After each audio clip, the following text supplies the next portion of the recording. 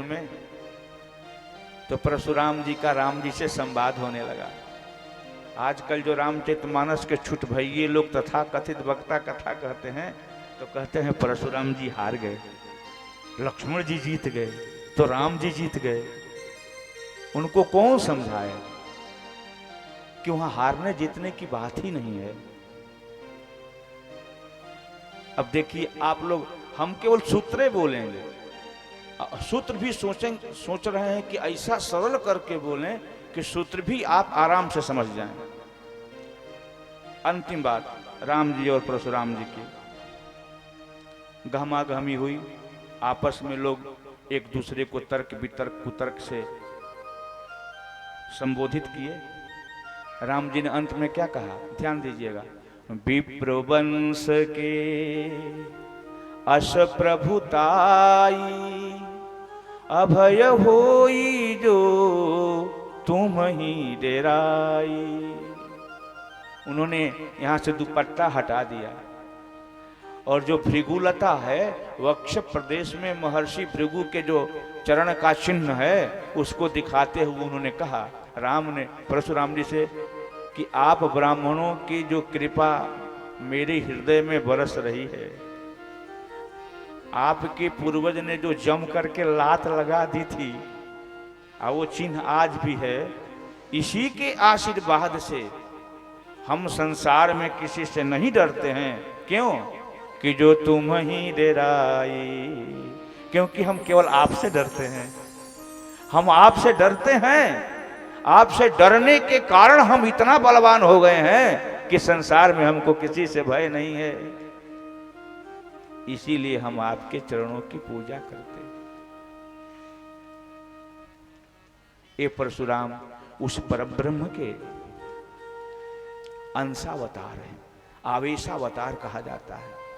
21 बार अकेले परशुराम जी ने संपूर्ण धरा पर शांति की, समृद्धि की स्थापना की, अधर्म का विनाश किया।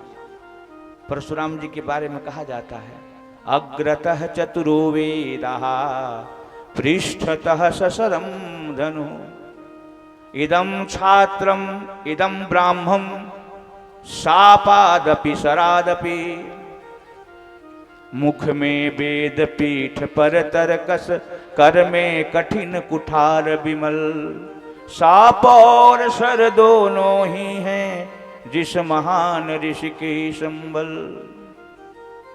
एक ही योद्धा हुए परशुराम जी, जिनके मुख में चारों वेद थे,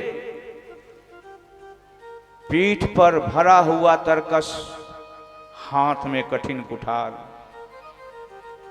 समरांगण में जो सामने आ जाएगा, अगर किसी देवी देवता से आशीर्वाद प्राप्त कर लिया है कि युद्ध में उसको कोई पराजित नहीं करेगा, तो इदम छात्रम इदम ब्राह्मम, तो अभिशाप देकर के मार दूंगा, श्राप देकर जलाकर भस्म कर दूंगा।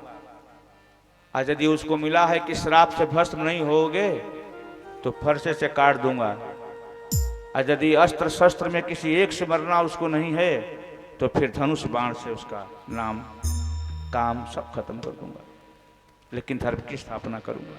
21 बार पृथ्वी पर अकेले धर्म की स्थापना में उद्धत उदंड अत्याचारियों का उन्होंने विनाश किया। लेकिन वह अंशावतार था, आवेशावतार था। जब अंशावतार के सामने पूर्णावतार आया, जब उनको पता चल गया कि पूर्णावतार हैं, तो देत चाप आप ही चली गए। तो उन्होंने परीक्षा ली कि मेरे पूर्णावतार हैं कि नहीं। जी ही उन्होंने धनुष उठाया, आगे बढ़ाया, धनुष बोला, महाराज हमको जाने दीजिए, आप अपने हाथ से काहे को दीजिएगा, हम खुद ही चले जाते हैं, क्योंकि अब इस धनुष के यही अधिकारी हैं। अब विश्व में शांति और समृद्धि की स्थापना करने की जिम्मेदारी इनकी हो गई है। अब आप जाइए, तपस्या कीजिए। इसमें हारने जीतने की कहां बात आती है। और यदि बात भी आती होगी तो राम जी ने तो खुद ही कह दिया कि हम आपके चरणों को अपने हृदय में बसा कर रखे हैं, हम आपसे डरते हैं, इसलिए हम अभय हैं। राम जी ने क्या कहा, अब मैं इसका भीतर वाला हिस्सा बता रहा हूं। राम जी ने कहा कि महाराज, हम आपके चरण के प्रसाद से ही ये शिव धनुष तोड़ करके सीता से विवाह कर लिए। यदि आपके चरण नहीं होते तो तीनों लोकों में या जयश्री का वर हमें प्राप्त नहीं होता, तीनों लोकों में हमारा यश, हमारी कीर्ति नहीं फैलती। बोले विप्रवंश के अस प्रभुताई, ये हमारे परशुराम जी।